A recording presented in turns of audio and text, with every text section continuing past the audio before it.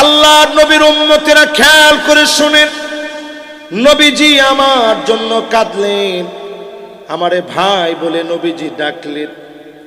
পুলসিরাত পার হতে গিয়ে কত উম্মতের হাত কেটে পড়ে যাবে, কত উম্মতের পা কেটে পড়ে যাবে, কত উম্মতের দেহটা তিনটা ভাগ হয়ে জাহান্নামে পড়ে যাবে। নবীজি আমার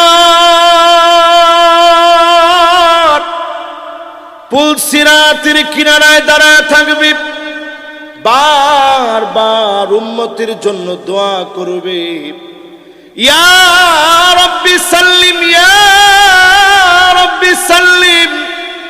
ও আমার আল্লাহ, দয়া করে মাফ করে দেন,